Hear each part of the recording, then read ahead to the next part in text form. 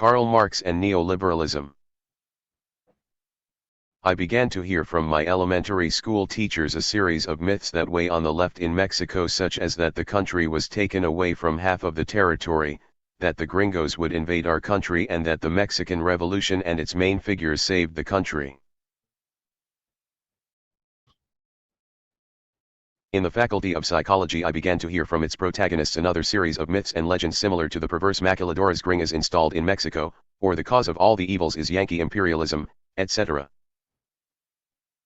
When Karl Marx evaluated his intellectual career in 1859, he condemned all but 4 of his previous works to a well-deserved oblivion.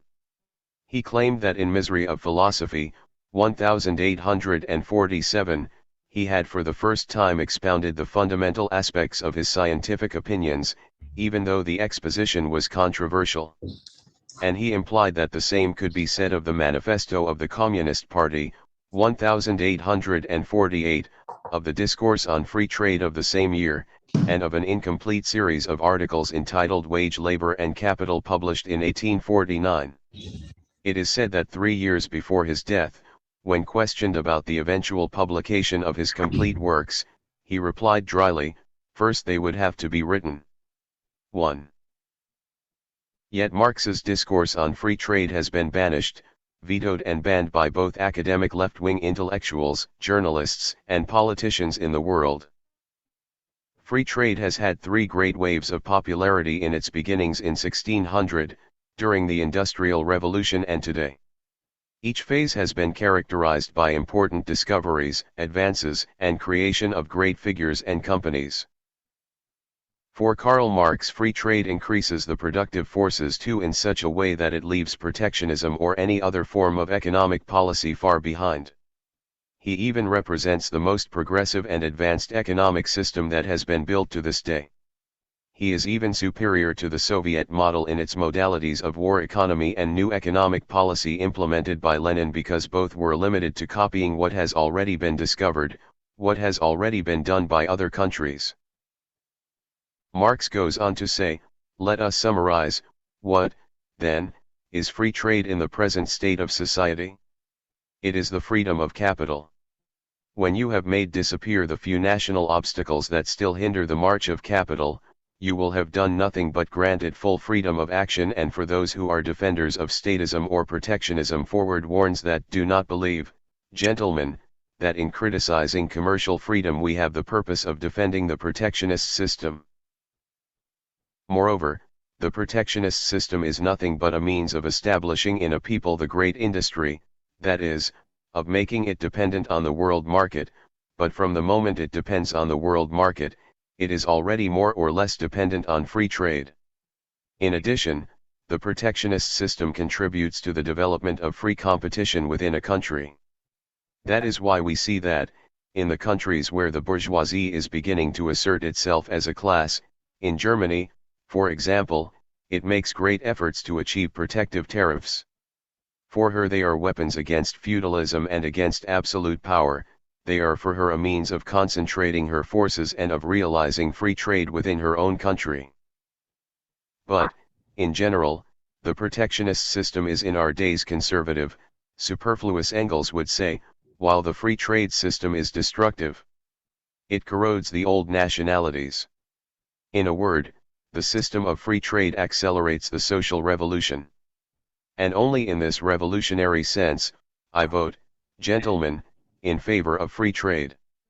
3. Later he explains in simple words why one system or another is used. In England industry predominates, in France, agriculture. In England industry needs free trade, in France it needs protective tariffs, that is, the national monopoly together with the other monopolies. For that is, a country is free trade or protectionist according to the need of the bourgeoisie or businessmen as a whole. The first wave of free trade occurred in England during and after Adam Smith. The second wave occurs in England, as Engels points out, during the English Industrial Revolution, and that in Mexico had its version before and during Porfirio Diaz. When the third wave of free trade or neoliberalism was born, they call it, under the government of Margaret Thatcher, In Mexico the same thing began since 1994 with Carlos Salinas de Gortari, and the changes that are still needed do not end. Such as improving the legal and criminal system and undermining corruption worldwide. Free trade meant the reorganization, at home and abroad, of the entire financial and commercial policy of England in accordance with the interests of the industrial capitalists, who constituted from that moment the representative class of the nation.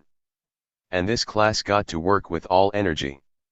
Any obstacle to industrial production was ruthlessly swept away. Customs tariffs and the entire tax system were radically transformed. Everything was subordinated to a single objective, but to an objective that had the utmost importance for the industrial capitalists, to make all raw materials cheaper, and mainly, all the means of subsistence of the working class, to reduce the cost price of raw materials.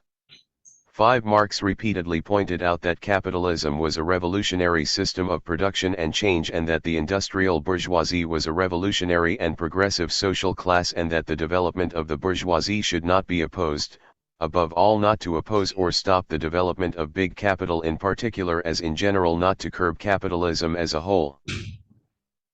Marx's friend Engels saw social development linked to the progress of industry, in such a way that all the institutions that hinder this progress, that limit it or try to regulate it and supervise it according to guidelines outside it, are reactionary institutions, unsustainable and necessarily called to fail in the face of the demands of this progressive stain. 6. For Marx and Engels, commercial freedom constituted the natural and normal state of modern capitalist production, the economic means of putting into practice as soon as possible the conditions of this inevitable solution. 7. Only under free trade could the immense productive forces fully develop, and in this sense the already dominant bourgeoisie of political power had to promote capitalist progress, because its existence depended on it. In the Communist Manifesto of 1848 there is a resounding affirmation that remains fully valid: the bourgeoisie can exist only on condition that it incessantly revolutionizes the instruments of production and, consequently, the relations of production, and with it all social relations. 8. Marx says this at the time when free trade had citizenship in England, and the English bourgeoisie would strive to cross the borders of continental Europe with its heavy artillery, which were low-priced commodities, due in part to the abolition of tariffs on wheat and raw materials that had lowered wages and other components of constant capital. England, the workshop of the world, intended to radiate the new system to the civilized world. For Marx, although the feverish activity of capital was more favorable to the worker, in any case the situation of the workers was a dead end. If capital remains stationary, industry will not be stationary, but will retreat, and the first victim of it will be the worker. He will succumb before the capitalist. And if capital increases, that is, what is considered the most favorable case for the worker, what will be the fate of the worker? It should also perish. 9. It should be clarified that the worker or workers have not succumbed, but on the contrary, with the expansion of capitalism to the corners of China, India, Africa, and throughout, the population has increased from 1,262 million in 1850 to 7,300 million inhabitants exponentially, as well as the availability and consumption of food for this overpopulation. And for example, in Mexico, 73% of adults and 35% of children and adolescents are overweight or obese. What if we take as truth that with protectionism capital can not only remain stationary but regress? For the socialists, they are interested to ensure to the present capitalist system of production the greatest possible freedom of development and the most rapid expansion. 10. The problem of free trade and tariff protection all moves within the limits of the current capitalist system of production, which is why it is of no interest to socialists, who demand the abolition of this system. But it does interest them indirectly, in the sense that they wish to ensure to the present system of production the greatest possible freedom of development and the most rapid expansion, since this will also unfold its necessary economic consequences: the misery of the great mass of the people as a result of overproduction, which causes periodic crises or chronic stagnation of exchange, the splitting of society into a small class of big capitalists and a large class of wage slaves who are actually being passed on by inheritance, of proletarians whose number is constantly increasing, while the new machinery that displaces the worker is constantly leaving them without work, in a word the entry of society into a dead end, from which there is no escape outside the total transformation of the economic structure that serves as the basis for society. 11. We are for free exchange because it allows all economic laws to be exercised on a larger scale, over a vaster expanse of territory, over the whole land. 12. We are for free exchange because it allows all economic laws, with their most astonishing contradictions, to be exercised on a larger scale, over a vaster expanse of territory, over the whole land, and that all these contradictions, gathered in one and the same set, in a great face-to-face, will return to the struggle, and from there will come the emancipation of the proletariat. Notes. 1. Martin Nicholas in The Unknown Marx in Fundamental Elements for the Critique of Political Economy, Volume 1, Grundriss. 2. Karl Marx, Discourse on Free Trade, January 9, 1848. 3. Ibid. 4. Karl Marx, The Class Struggles in France from 1848 to 1850. 5. Friedrich Engels, Preface to 2 ed.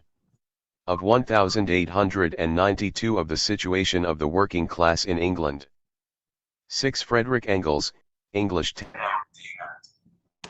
7. Federico Engels.